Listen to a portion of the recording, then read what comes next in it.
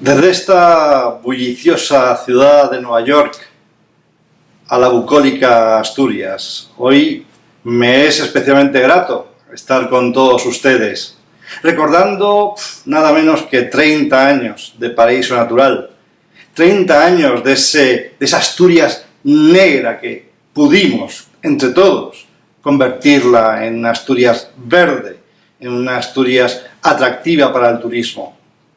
Conocí a Pedro de Silva cuando era presidente. Estábamos organizando unas jornadas técnicas de turismo en el oriente de Asturias y en la noche, en la cena de apertura, estábamos sentados uno al lado del otro. Enseguida me di cuenta de que era una persona en la que uno podía confiar.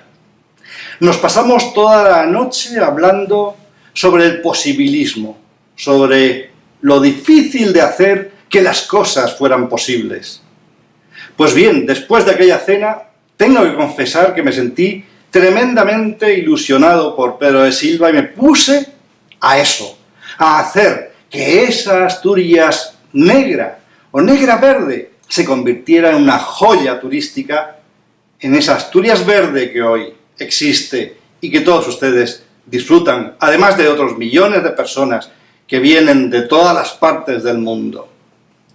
Enseguida me puse, por tanto, a trabajar y me llamó Pedro Piñera, el consejero, para sumarme a su equipo y diseñar una política turística para Asturias.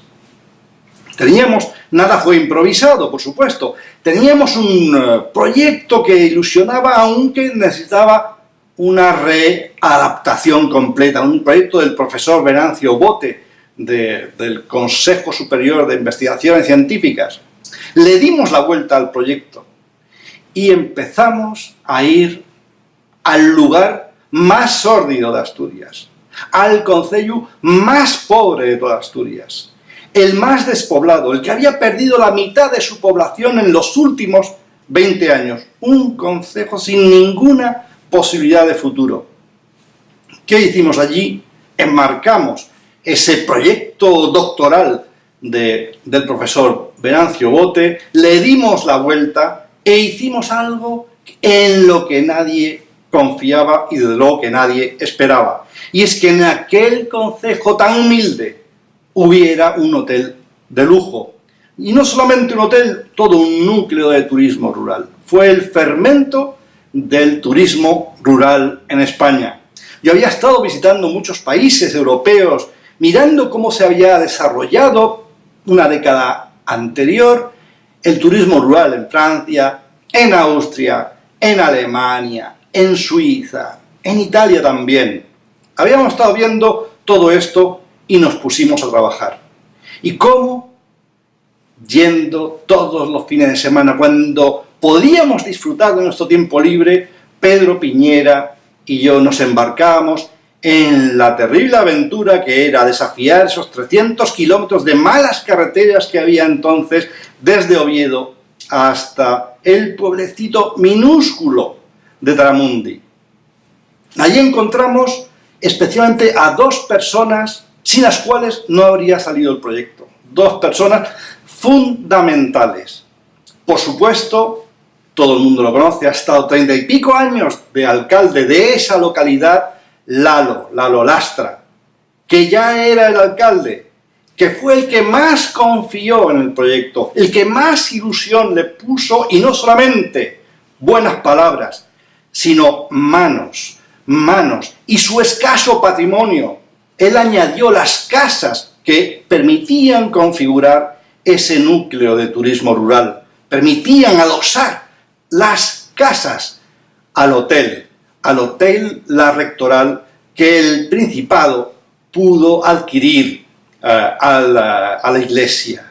Esa vieja rectoría pudo convertirse después de mucho esfuerzo en el hotel que es hoy. Y la otra persona a la que me refiero, que puso también mucho dinero, mucho esfuerzo, mucha mano, que había sido un inmigrante de Cuba, que hizo las Américas en Cuba y creó el mayor panificio de Asturias, que fue Pantaramundi, Horacio.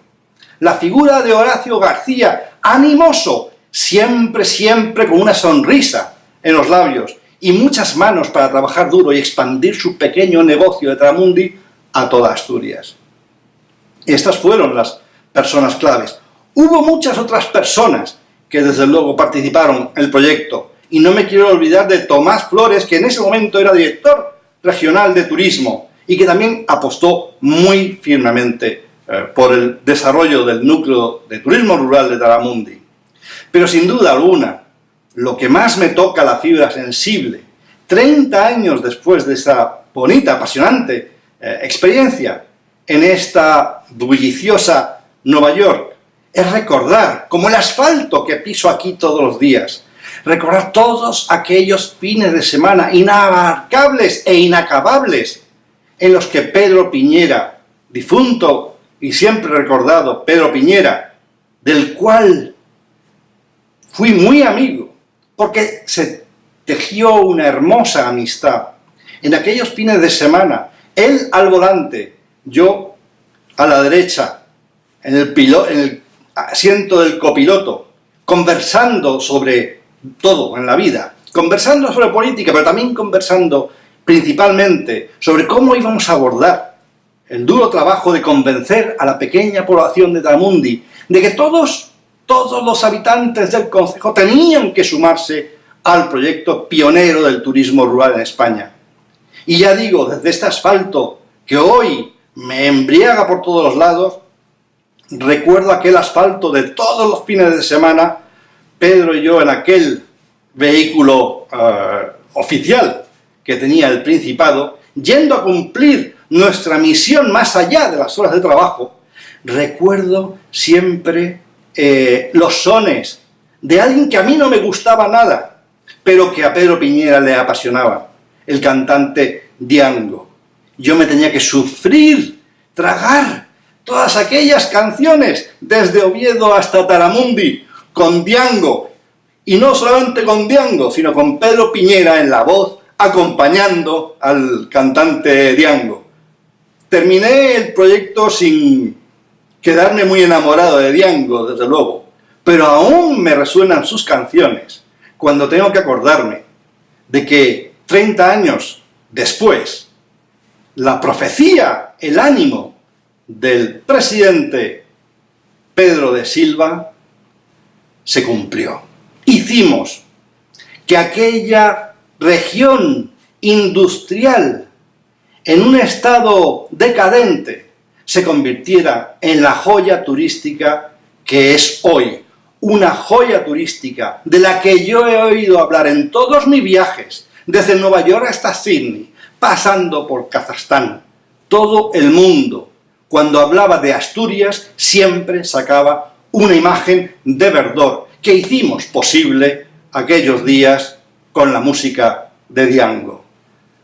Estoy muy feliz de haber estado con todos ustedes y ojalá dentro de 30 años volvamos a vernos en otro homenaje, espero que presencial, para recordar los 60 años de Asturias, paraíso natural.